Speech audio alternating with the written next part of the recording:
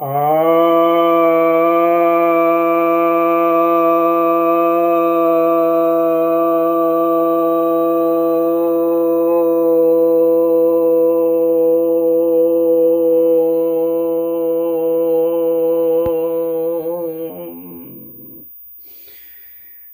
भक्तजनों को सप्रेम नमन।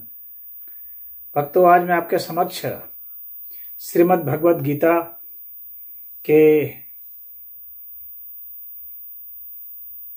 12वें अध्याय के 15वें श्लोक की व्याख्या करने जा रहा हूं। यह 15वां श्लोक भगवान कहते हैं, श्री भगवान उवाच यस्मात् न उद्विजते लोको लोकात् न उद्विजते च यः हर्ष अमर्ष भयो उद्विगैर्मुक्तो यः स च मे प्रियः। अर्थात जो किसी भी प्राणी को उद्विग्न नहीं करता और जो किसी प्राणी के द्वारा उद्विग्न नहीं होता और जो हर्ष और अमर्ष और भय के उद्वेग से मुक्त है, वह मुझे प्रिय है। तो यहां पर भगवान ने 3 बार उद्विग्नता का प्रयोग किया है। तो कहा है कि जो व्यक्ति, जो साधक, जो योगी ऐसा है जो किसी को उद्विग्न नहीं करता, यानी जिस उद्विग्न का अर्थ हो गया कि जिससे कोई उत्तेजना हो जाए, किसी में क्षोभ उत्पन्न हो जाए। तो यहां पर वो स्पष्ट कह रहे हैं कि जिससे जो भक्त किसी को ऐसा नहीं कुछ कहता, नहीं उसके लिए कुछ करता, ना उसके लिए सोचता, कि जिससे उसमें कुछ उत्तेजना हो जाए, जिससे कि उसमें कोई विकार उत्पन्न हो जाए, जिससे उसका संतुलन बिगड़ जाए, जिससे उसे कोई क्षति हो जाए, इस तरह का कोई भी व्यवहार, कोई भी विचार, कोई भी वाणी या किसी प्रकार का इशारा या ऐसा कुछ भी नहीं करता। ऐसा इसलिए क्योंकि भक्त जो है वो दूसरा मानता ही नहीं है, तो उसके लिए यह कोई मतलब ही नहीं रखता कि वह कुछ इस तरह का सोचे भी। वह तो प्रभु भक्ति में मग्न है और सबके हित के लिए ही सोचता है, और वो जानता है कि मैं जिससे भी बात कर रहा हूं, इसके लिए कह रहा हूं, वे भी प्रभु ही है। तो भक्त के मन में ऐसी कोई बात नहीं होती है। उद्विग्नता तो तब होती है ना जब कहीं कोई प्रतियोगिता होती है, वह किसी को प्रतियोगी मानता ही नहीं, किसी को वैरी मानता ही नहीं, किसी को दूसरा मानता ही नहीं, वह तो सभी को प्रभु ही मानता, अपना इष्ट ही मानता है। तो भला उद्विग्नता कैसे हो सकती है? तो उससे उद्विग्नता नहीं होती है किसी को। तो क्या इसका अर्थ यह है कि क्या जो भक्त हैं उनके कोई शत्रु नहीं होते? होते हैं, लेकिन भक्त ऐसा कुछ नहीं करता जिससे कि किसी में शत्रुता उत्पन्न हो जाए। वह अपने कारणों से उद्विग्न होता रहता है। सामने वाला जो व्यक्ति है वह स्वयं ही ऐसी आसुरी शक्तियों से, आसुरी विचारों से, आसुरी भावों से, आसुरी व्यवहारों से स्वयं ही ऐसा पीड़ित होता है कि भक्त से उसे उद्विग्नता मिल जाती है। वो ऐसा सोचता है कि मुझे भक्त से मिल गए, लेकिन मिलती नहीं है। वो तो स्वयं उसे अपने से ही मिल रही है। वह तो एक बहाना जैसा बन जाता है। अब किसी की कोई शक्ल देख लेगा, तुम्हारी शक्ल मुझे पसंद नहीं है, तो शक्ल ने थोड़ी ने तुम्हें कुछ उत्तेजित किया। अब तो ये तुम्हारी अपनी नापसंद की बात है। भक्त को सत्य कह देना है। अब उस सत्य से अगर किसी को इतराज हो जाए तो उसमें सत्य का दोष थोड़ी है। उसने झूठ चीज को पकड़ रखी है, उससे उसको आसक्ति हो गई है, इसलिए सत्य जो है उसको उत्तेजित कर रहा है। इसीलिए वो कहेगा कि नहीं, इस सत्य ने मुझे उत्तेजित कर दिया। सच्चाई यह है कि सत्य ने उत्तेजित नहीं किया। वह अपने असत्य के प्रति जो उसका मोह था, या किसी व्यक्ति के प्रति मोह था, या किसी ग्रंथ के प्रति, या किसी इष्ट के प्रति, या किसी भी चीज के प्रति उसका जो मोह था, उस मोह के कारण ही वह उत्तेजित हुआ है, उद्विग्न हुआ है। भक्त की वजह से नहीं। भक्त तो ठीक है, जो अपना वैदिक सिद्धांत है, जो सही सिद्धांत है, जिसको वो सत्य समझता है, जो उसने महसूस किया है, उसी को वह तर्कसंगत बात ढंग से बोलता है। लेकिन लोग उत्तेजित हो जाते हैं। कोई उसके वेशभूषा से उत्तेजित हो जाते हैं, कोई उसके खाने पीने के रहने के तरीके से हो जा सकते हैं। तो इसमें उसमें भक्त का कोई कसूर नहीं है, उसकी कोई देन नहीं है। तो जो व्यक्ति उत्तेजित होता है उसे खुद सोचना चाहिए कि उसमें ऐसे क्या बात है। उसमें ही कोई लोभ मोह क्रोध होता है जिससे कोई उत्तेजित हो जाता है। जैसे कोई भक्त है, यदि उसे किसी ने कुछ दे दिया खाने के लिए, उसने कुछ खाया और कुछ अंश जो है कुत्ते को डाल दिया, यह समझ करके कि भाई ये कुत्ता भी भूखा है, सामने बैठा है, मेरी ओर देख रहा है, यह भी तो प्रभु का ही अंश है, मैंने तो जितना खाना था खा लिया, चलो इसे कुछ दे देते हैं। उसने दे दिया। अब जो सामने व्यक्ति बैठा है वो गुस्से हो सकता है, कुत्ते को खिला दिया, बर्बाद कर दिया, तो ऐसा सोच सकता है और उससे वो नाराज हो सकता है। तो कई आपकी ऐसी मान्यताएं धारणाएं भी हो सकती हैं जिसके कारण आप परेशान हो सकते हैं, आप उत्तेजित हो सकते हैं। वह भक्त ने उत्तेजित नहीं किया है, आप में स्वयं ऐसी लोभ की भावना थी, उत्तेजित हो गए। उन्होंने अपना अन्न डाला, जिसको चाहा उसको डाला, आपको क्या प्रॉब्लम है।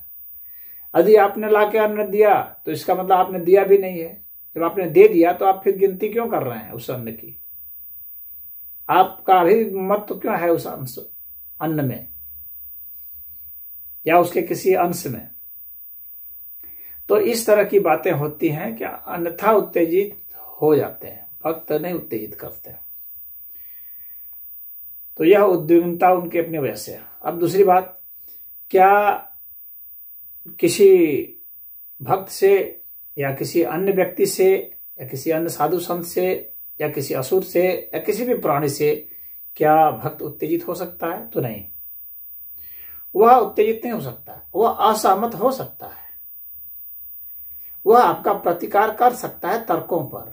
उसे जहां आपकी कोई बात गलत लगेगी वहां वह तर्कपूर्ण ढंग से कह सकता है कि भाई आपकी ये बात गलत है। इसका अर्थ यह नहीं है कि वो उत्तेजित हो गया। कहने का मतलब यह है कि हो सकता है कि किसी से वो पूर्ण सहमत नहीं हो, किसी के विचार से, किसी की भावना से, किसी के क्रियाकलाप से, किसी की हरकतों से, व्यवहार से वो सहमत नहीं हो। इसका मतलब यह नहीं है कि वो उत्तेजित हो गया।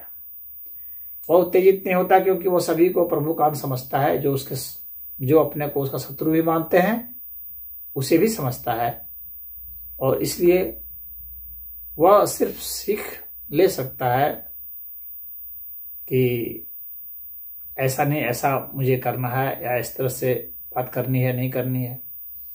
मूलतः तो वह जो है प्रभु भक्ति में लगा रहता है, उससे कोई मतलब नहीं कि किस व्यक्ति ने क्या कर दिया क्या नहीं, उससे बहुत ज्यादा मतलब नहीं रहता। वह उद्विग्न नहीं होता। कई तरह की परिस्थितियां आती है, कई तरह के मतांतर आते हैं, कई तरह की घटनाएं आती हैं, कई तरह के व्यवहार कर्म आते हैं सामने में, लेकिन उससे वो कोई भी परेशान नहीं होता। वो मानता है कि सब प्रभु ही है और सब प्रभु के कर्म हैं और वे अपनी गति से हो रहे हैं। इसमें उद्विग्न होने की भला बात ही क्या है। तो इसके बाद भगवान कहते हैं कि जो हर्ष से और अमर्ष से उद्विग्न नहीं हो रहा। हर्ष यानी कोई मनोवांछित चीज पा जाने से जो व्यक्ति उद्विग्न हो जाता है, एकाएक कोई खुशखबरी आ गई तो उत्तेजित हो जाता है, कहीं जीत की सफलता से उत्तेजित हो जाता है, तो कहीं भी मनोवांछित चीज पा जाने से व्यक्ति उत्तेजित हो जाता है, उसकी सम स्थिति डोल जाती है। तो भक्त में ऐसा भी नहीं होता है, चाहे कैसी भी खुशी आ जाए वह उत्तेजित नहीं होता। इसका अर्थ यह नहीं है कि उसमें प्रसन्नता नहीं होती है, हर्ष नहीं होता, ऐसी बात नहीं है, होता है, लेकिन वो समान रूप से होता रहता है। वो सदैव उतना ही प्रसन्न होता है, उसकी प्रसन्नता पर कोई फर्क नहीं पड़ता है, वो एक्स्ट्रा उत्तेजित नहीं होता है, अतिरिक्त वो हर्षित नहीं होता है, सामान्य हर्ष में रहता है। अगर वो उसके विपरीत भी परिणाम जाए तो वो हर्ष ही में रहता है, तो उसके हर्ष पर कोई फर्क नहीं पड़ता है। उसी तरह से अमर्ष पर भी उसे कोई उद्विग्नता नहीं होती। अमर्ष का मतलब हो गया कि किसी की उन्नति से व्यक्ति को ऐसा कष्ट होना कि वह सह नहीं पाए और उत्तेजित हो जाए। जैसे शत्रुओं की सफलता से व्यक्ति हताश निराश हो जाता है, उत्तेजित हो जाता है, गाली बकने लगता है,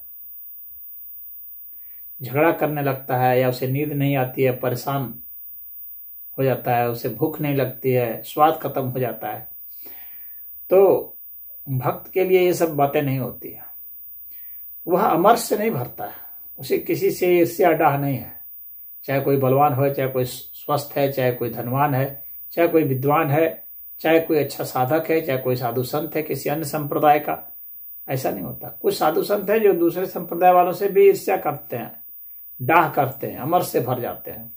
कुछ साधक हैं जो अपने ही साथी साधकों से भी अमर्ष में रहते हैं कि अरे इसे कैसे ये अनुभूति हो गई, यह ऐसा कैसे कर लिया, मैं नहीं कर पाया, यह कर लिया वो ऐसा मैं भी कर लूं, यह तो एक अच्छी बात है, लेकिन यह क्यों कर लिया, मैं क्यों नहीं कर पा रहा हूं, उससे द्वेष करने लगना, उसके कारण चिड़चिड़ापन आ जाना, उसके कारण जो है उससे घृणा करने लग जाना, इस तरह की बातें नहीं होती है भक्तों में। उसमें अमर्ष नहीं होता है किसी भी प्रकार का, क्योंकि वह किसी को दूसरा नहीं मानता है। वह अपने प्रभु से ही कैसे अमर्ष कर सकता है, उसके लिए कहीं कोई दूसरा नहीं है।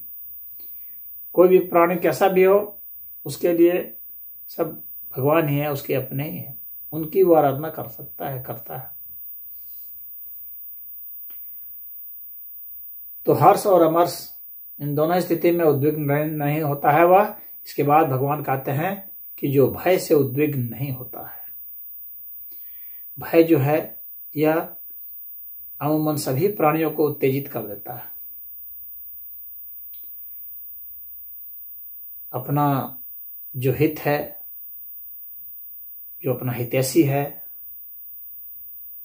उसके वियोग का भय, अपना जो शत्रु है या जो हमारे मन वांछित जो चीज नहीं है उसके संयोग का भय, और कभी कभी ऐसा भी होता है कि इस इष्ट के वियोग और अनिष्ट के संयोग से भय उत्पन्न होता है, साथ में झुंझलाहट और भय खींच इससे भी उत्पन्न होती है। किसी चीज को मैं बार बार कर रहा हूं तो नहीं मेरा काम बन रहा है, कुछ याद भी कर रहा हूं तो याद नहीं हो रहा है, कुछ समझने की कोशिश कर रहा हूं तो समझ में नहीं आ रही है बात, यानी मेरे हर प्रयास विफल हो जा रहे हैं।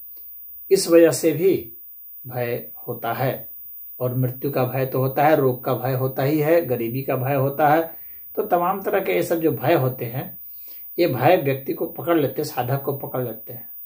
लेकिन जिसे नहीं पकड़ते हैं, जिसमें उत्तेजना नहीं होती है, जो भय से मुक्त है, तो भगवान कहते हैं कि इस तरह से ये 3 तरह की जो उत्तेजना के विषय में भगवान ने बताया, 3 तरह के उद्वेगों के बारे में बताया। पहला, जिसमें भक्त किसी को उद्विग्न नहीं करता, दूसरा भक्त किसी से उद्विग्न नहीं होता, और तीसरा उसके भीतर के ही अपने जो मनोभाव हैं, हर्ष, अमर्ष और भय, इससे उसे कोई उद्विग्नता नहीं होती है। तो ये 3 प्रकार की जो उद्विग्नता है, इनसे जो मुक्त है, यानी जिसका उसके ऊपर कोई असर नहीं है, उसके दिमाग में ये बातें है ही नहीं, तो ऐसे जो मुक्त हैं, भगवान कहते हैं सच मे प्रिय, वह मुझे प्रिय है। तो भगवान यह बता रहे हैं कि कौन मुझे प्रिय है। यूं तो भगवान के लिए सब प्रिय है, भगवान सबके लिए सम है, लेकिन ऐसे लोग जो मुक्त हैं वे भगवान के प्रिय हैं। यहाँ पर यही भगवान का आशय था। और ये तमाम जो उद्विग्नता है, यह अज्ञानता से ही उत्पन्न होती है। और भक्त के लिए तो बस भगवान की इच्छा ही होती है, जो हो रहा है भगवान की इच्छा है। तो भगवान की इच्छा से वो विपरीत में कभी नहीं रहता, ना कभी जानता। तो इसलिए उसके मन में कोई उद्विग्नता नहीं रहती है, कोई उत्तेजना नहीं रहती है। तो इस श्लोक में इतना ही। ओम।